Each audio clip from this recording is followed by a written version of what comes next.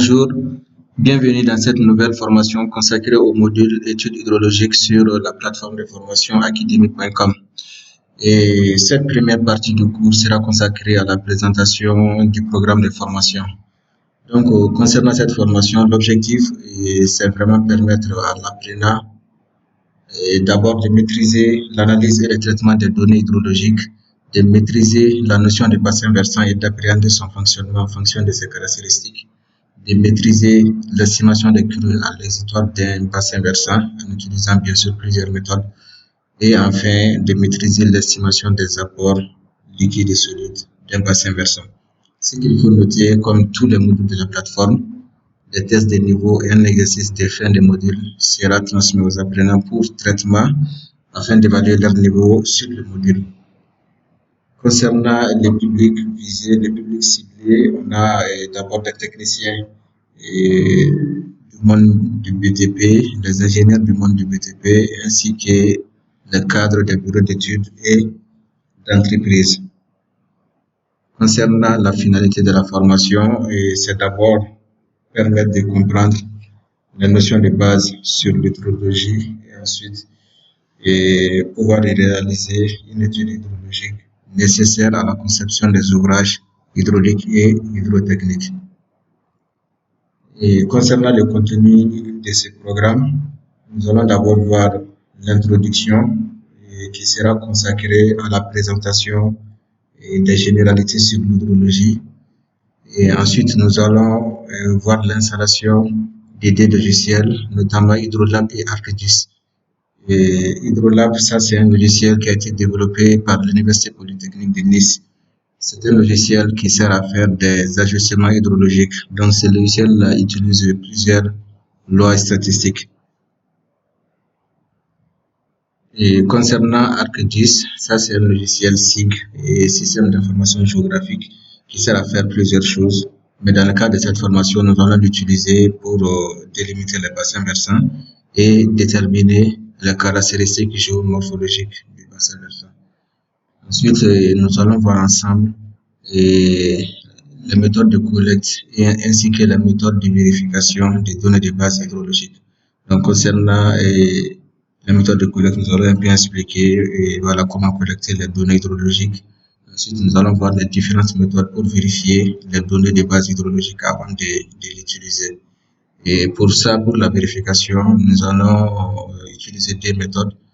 La première méthode, ça c'est la méthode de moyenne mobile, voilà, qui est une méthode qui permet de lisser les valeurs pluviométriques et de donner une valeur moyenne, voilà, que ce soit tous les 5 ans, 10 ans, 20 ans, ainsi de suite, comme vous le voyez sur la figure.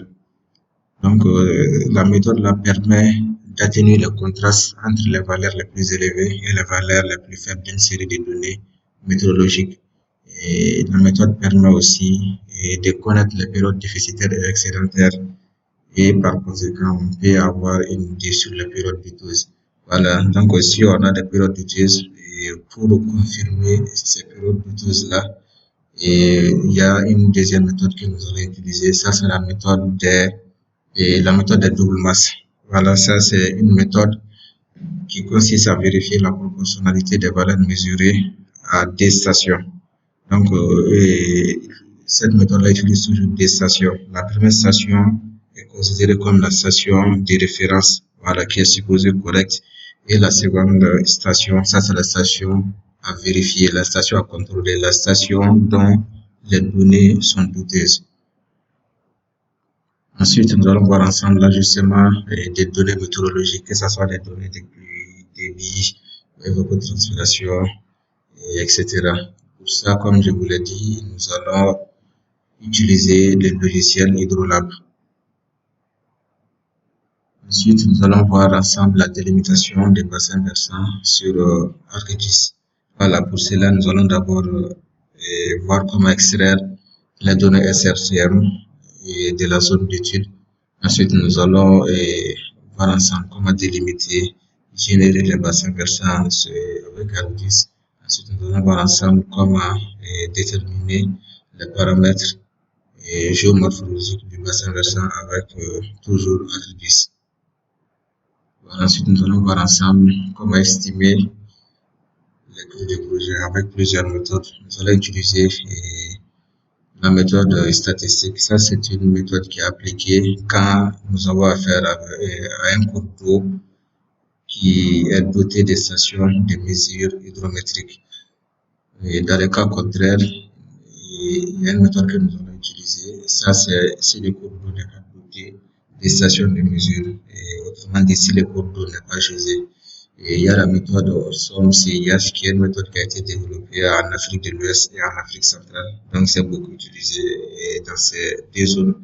Comme vous le voyez sur la carte, la méthode englobe à peu près, on peut l'utiliser dans les pays suivants. Il y a le Bénin, et le Burkina Faso, le Cameroun, Centrafrique, la Côte d'Ivoire, le Ghana, la Guinée, le Mali, la Mauritanie, le Niger, le Nigeria, le Sénégal, le Tchad et le Togo. Voilà, et ensuite, il y a une troisième méthode, ça c'est la méthode rationnelle qui est adaptée au bassin versant des petites tailles, notamment moins d'un kilomètre carré. Mais néanmoins, il y a des documentations qui permettent, en tout cas qui acceptent qu'on utilise pour des bassins versants allant jusqu'à 20 km².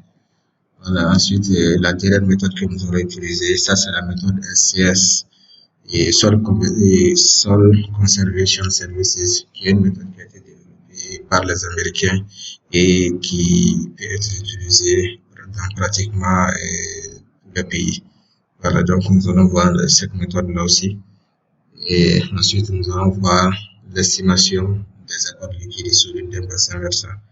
Pour l'estimation des apports liquides, nous allons utiliser deux méthodes. Il y a la méthode du Bray-Vion et la seconde méthode, ça c'est la méthode du déficit d'écoulement.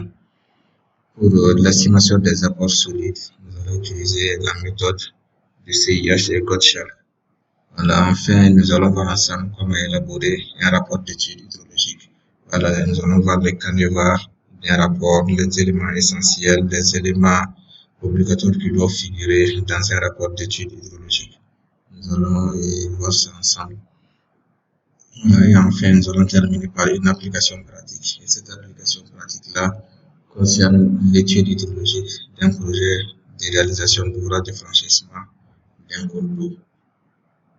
Et maintenant, concernant les méthodes d'enseignement, nous allons, tout au long du cours, nous allons faire des rappels de notions théoriques et donner des formules.